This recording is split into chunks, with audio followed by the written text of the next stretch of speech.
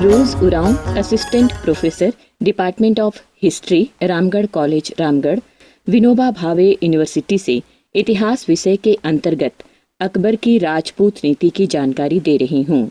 15 अक्टूबर 1542 ईस्वी को अकबर का जन्म अमरकोट में हुआ था।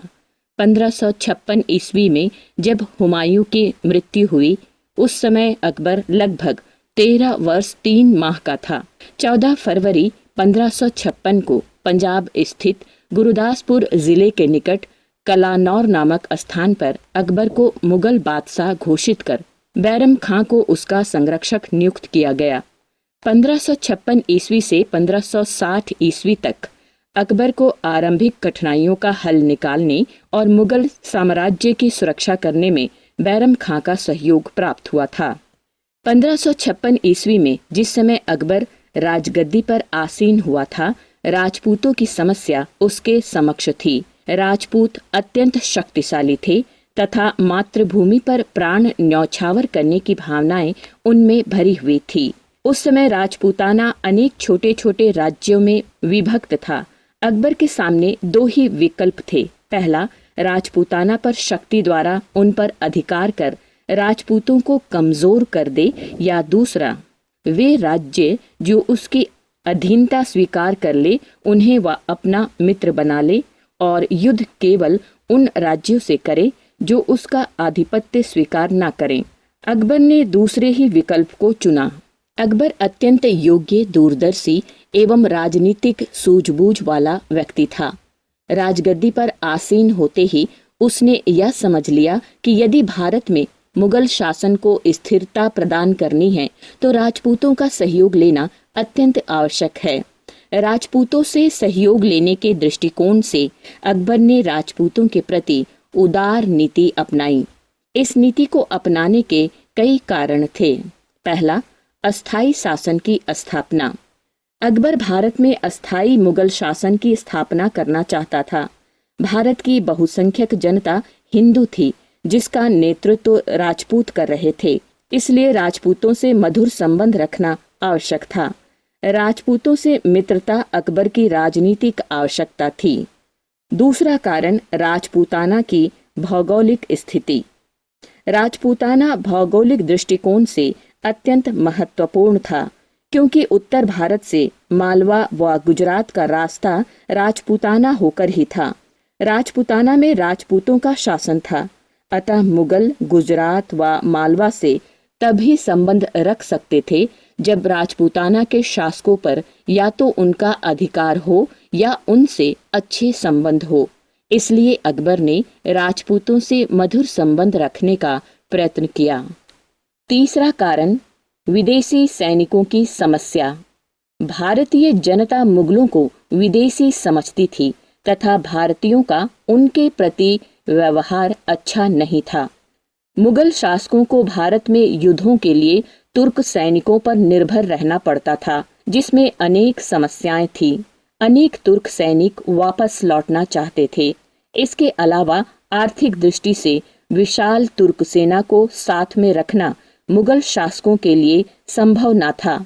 अकबर का यह भी विचार था कि यदि राजपूतों से संबंध अच्छे हो जाए तो वह उनकी वीरता के गुण का उपयोग कर सकता था। डॉक्टर ABL पांडेय का मत है कि अकबर मुगल साम्राज्य के विदेशी स्वरूप को समाप्त करके उसे स्वदेशी स्वरूप देना चाहता था, इसलिए भी उसने राजपूतों का सहयोग प्राप्त करना आवश्यक समझा। चौथा कारण, राजपूतों की वीरता। राजपूतों ने जब जब भारत पर विदेशी आक्रमण हुए तब तब उनके विरुद्ध अपने शौर्य तथा पराक्रम का प्रदर्शन किया था। अकबर मुगलों के विरुद्ध राजपूतों के संघर्ष में भी उनके पराक्रम से परिचित था। अकबर राजपूतों से प्रभावित था।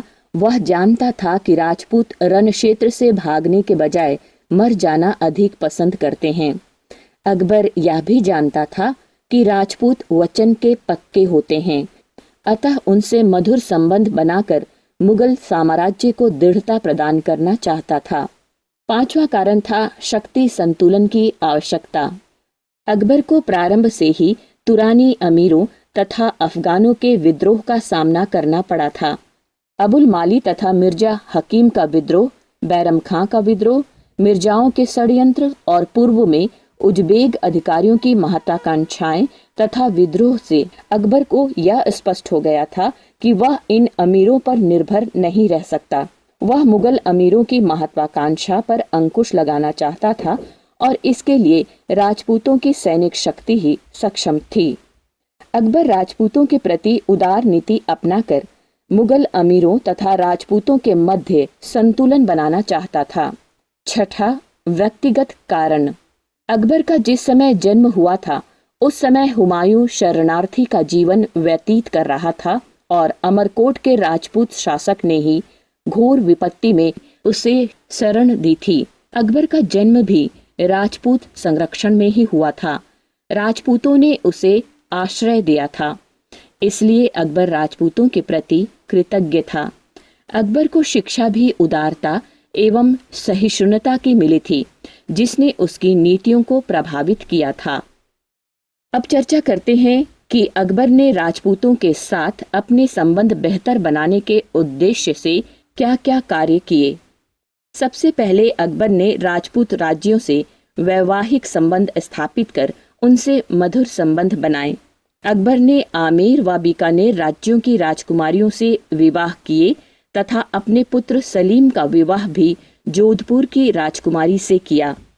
अकबर ने जिन राजपूत राजकुमारियों से वैवाहिक संबंध स्थापित किए थे उन्हें पूर्ण धार्मिक स्वतंत्रता प्रदान की थी। दरबार में रहने वाले राजपूतों को भी धर्म पालन की स्वतंत्रता थी।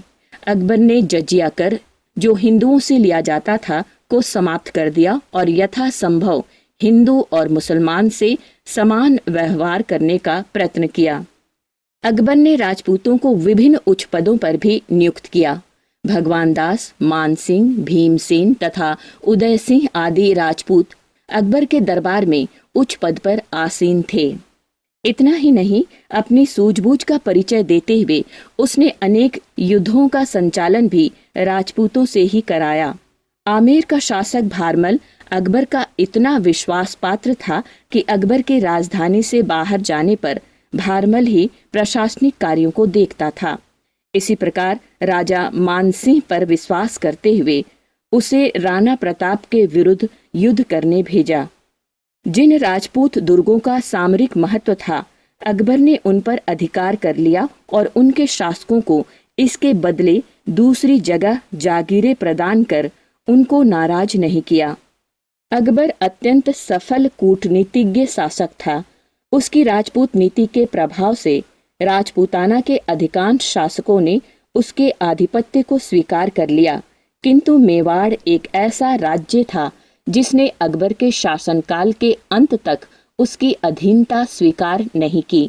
यद्यपि उदय सिंह के समय में अकबर विजयी रहा था, किंतु उदय सिंह के पुत्र राणा प्रताप ने आजीवन अपनी स्वतंत्रता के लिए संघर्ष किया और अकबर की अधीनता स्वीकार नहीं की। शेष सभी राज्य अकबर की राजपूत नीति के कारण उसके प्रभाव क्षेत्र में आ गए थे। अब चर्चा करते हैं अकबर की राजपूत नीति के क्या परिणाम हुए। अकबर की राजपूत नीति का भारत के राजनीतिक, आर्थिक, सांस्कृतिक स्थिति पर व्यापक प्रभाव पड़ा। इसके परिणाम स्वरूप राजपूतों और मुगलों के संबंध सौहार्दपूर्ण हो गए, जिससे राजपूताना को निरंतर युद्धों से मुक्ति मिली और शांति की स्थापना हुई। राजपूताना का आर्थिक विकास हुआ। राजपूताना पर अकबर के आधिपत्य हो जाने से उत्तर भारत में राजनीतिक एकता स्थापित हुई। राजपूत नीति से अकबर को काफी लाभ हुआ। बिना किसी परेशानी व खर्च के राजपूतों की विशाल एवं शक्तिशाली सेना उसके अधीन हो गई, जिसका उसने समय समय पर लाभ उठाया। अकबर की राजपूत नीति के फलस्वरूप राजपूतों की एकता नष्ट हो गई और उनकी प्रतिष्ठा धूमिल हुई। मुगल साम्राज्य में राजपूत मनसबदारों का अभिजात वर्ग संगठित हुआ।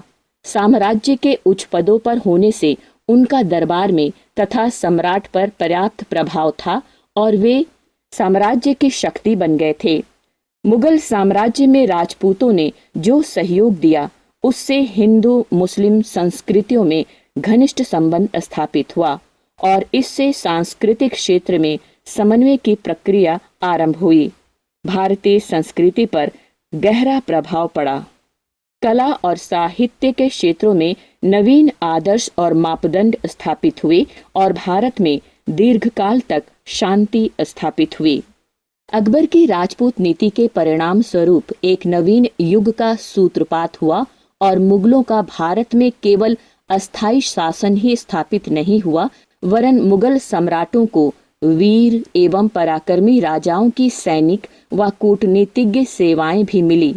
इस प्रकार अकबर की राजपूत नीति का मुगलों और भारतीय दोनों पर व्यापक और दूरगामी प्रभाव हुआ। आज के लेक्चर में बस इतना ही। मुझे उम्मीद है आप सभी अपने घरों में खूब मन लगाकर पढ़ाई कर रहे होंगे। अगली क्लास में फिर मुलाकात होगी। घर में रहें, मास्क का उपयोग और सोशल डिस्टेंसिंग का पालन कर स्वस्थ और सुरक्षित रहें। धन्यवाद।